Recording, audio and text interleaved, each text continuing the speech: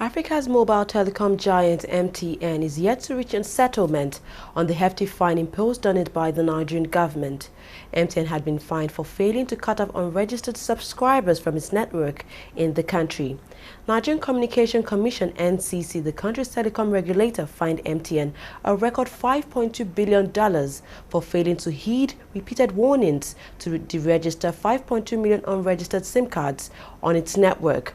The Nigerian government later reduced the fine by 25%, with MTN making an initial payment of $250 million.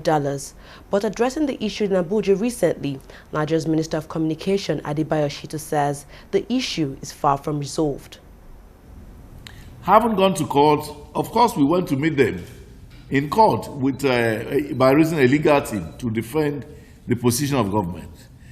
Thereafter, after December, they came back soliciting for out-of-court settlement, apparently because they knew that there was no way they could win, in court. It was at that stage, when they came soliciting for out-of-court, that the Attorney General of the Federation felt in consonance with the practice that where a party wants out-of-court settlement, it must show signs of seriousness. So the Honorable Attorney General gave them two conditions. Number one, that they should withdraw the case from court.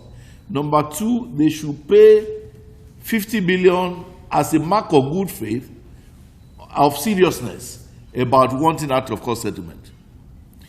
It was at that stage, of course they paid, and they also withdrew the case from court. It was at that stage that the National Assembly, particularly the House of Reps, instituted an investigation, perhaps because they felt that things were not, going the way they thought it should go.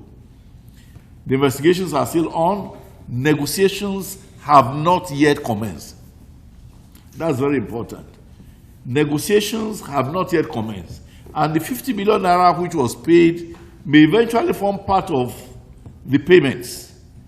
But it is not, the understanding is that it is a sign of an act of good faith that indeed they wanted out-of-court settlement.